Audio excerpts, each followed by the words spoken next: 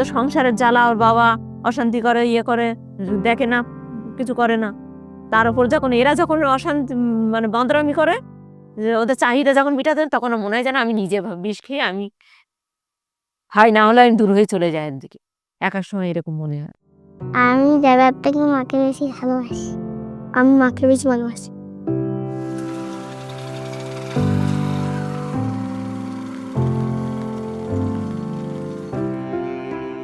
ছোটবেলায় বাবা মারা যায়। মারা যাওয়ার পরে মা লোকের বাড়ি জন টন দিয়ে আমাদের 4টে ভাই বোনকে মানুষ করেছে।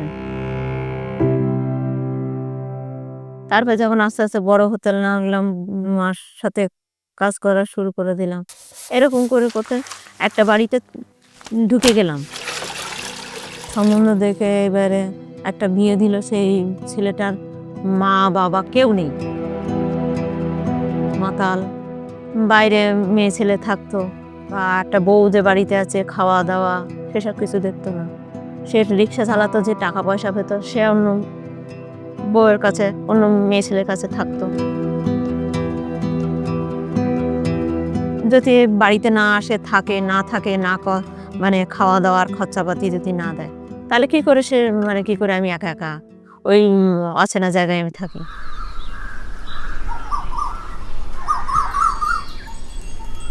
তারপরে সেখান থেকে চলে আসলাম।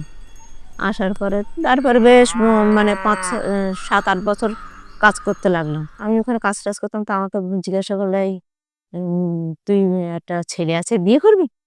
তাই মানে সে কি ছেলে? তার মানে ভালো তো, কোনো অন্য জায়গায় কোনো লাইন টাইন নেই তো? তা বলছে, না না, এ বাড়ি ঘরদর আছে, জায়গা জমি আছে, ইয়ে আছে।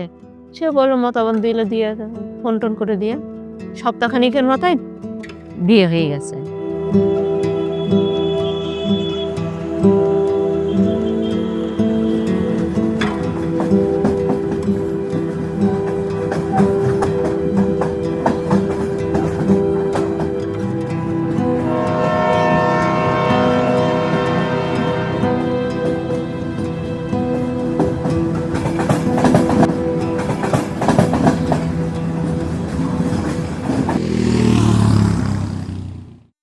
ছেলে কোলে নিয়ে যখন এখানে আসি, তখন দেখি একদম পুরো মানে মাটির বাড়ি। ওর বাবা বলল যে ঘরটা ভেঙে দেবো, অ্যালবেস্টার দিয়ে একটা ঘর করবে। কারণ একটা, তুমি অ্যালবেস্টার দিয়ে ঘর করবা কেন? তুমি 2টো ঘর করো, ছাদ দিয়ে দেবো, ওখানে আমার যা টাকা আছে সে টাকা দিয়ে করবো। ওখানে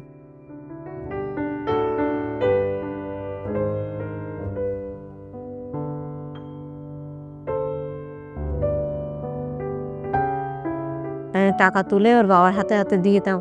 তা কোনোদিন ভাবতাম না যে লোকটা টাকা নিয়ে বা কিছু করবে, আর পরে মানে আমার ক্ষতি করতে পারে, সেই সব আমি কোনোদিন ভাবি। বাবার কথা মনে পড়ে?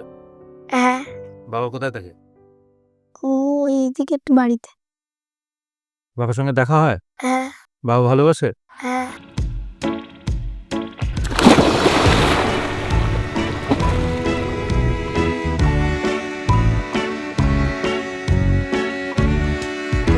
মেয়েটা হলো, তখন বলল যে মেয়ে আমার না, মেয়ে রাস্তার লোকের।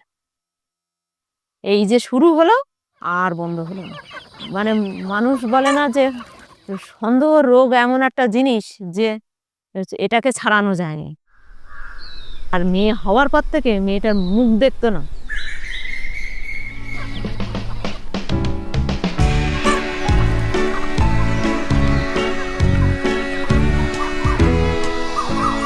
মেয়েটার অসুখ বিসুখ হলে দেখতো না। মেয়েটার কোনো খাওয়া দাওয়া কোনো কিছু দেখতো না। মেয়ে মেয়ে দেখতে পারতো না।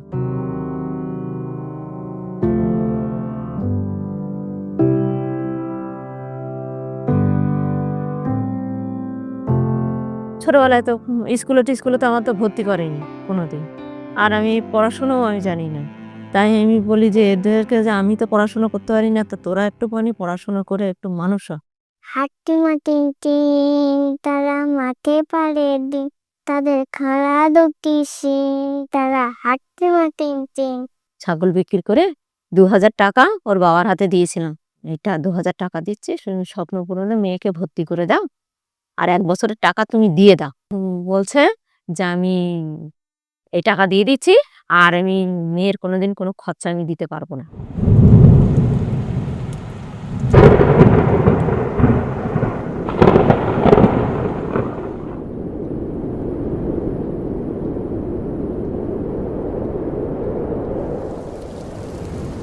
যা এত অশান্তি করতো না, ভেবেছে এখান থেকে আমাকে তাড়িয়ে দেবে। সবাই বলতো তুই যতই মারধর করুক, যতই অশান্তি করুক, তুই জায়গার থেকে নড়বি না।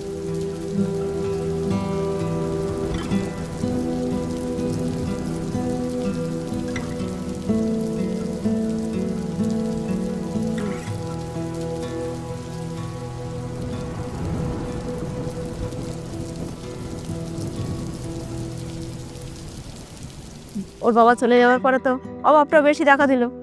তখন এই যে ধান কাটায় লাগলাম, পারতাম না, লোকের কাছে দেখে দেখে দেখে দেখে লোকে শিখিয়ে দিয়েছে, বুঝিয়ে দিয়েছে, দিয়ে এবার ধান কাটা, ধান বাঁধা, বওয়া, এইসব কাজগুলো করি। 6টার থেকে 2টো পর্যন্ত কাজ করলে তোমার 350 টাকা, আর বেটা ছেলে 400 টাকা। কিন্তু দেখা যাচ্ছে আমি 10,000 টাকার কাজ করেছি, দেখা যাচ্ছে আমার বিচালিতে 6,000-7,000 টাকা চলে যাচ্ছে।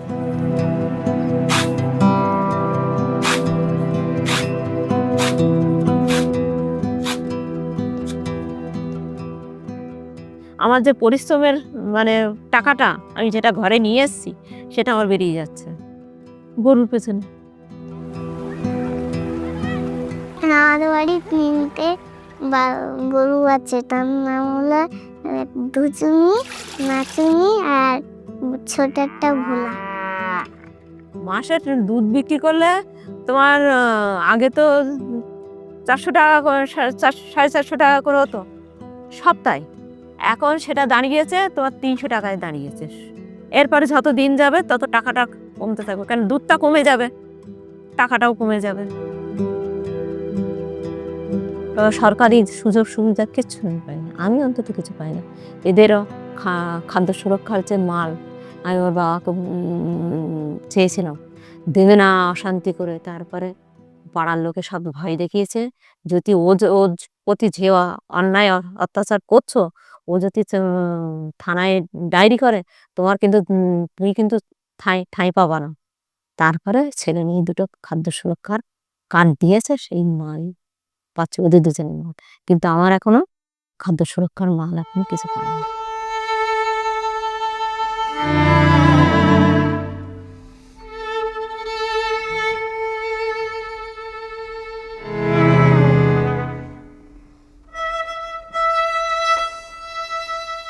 পুকুর থেকে একটা মাছ উঠেছে, বড় একটা শোল মাছ উঠেছে, কলতলায় লাফিয়ে উঠেছে।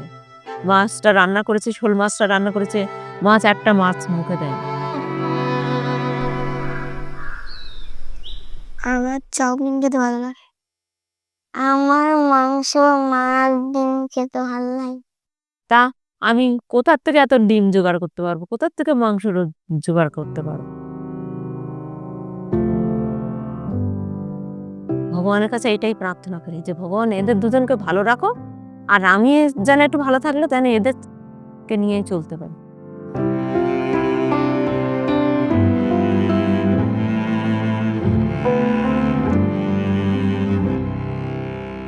অভাবের মধ্যে হলেও আমি শান্তিতে আছি।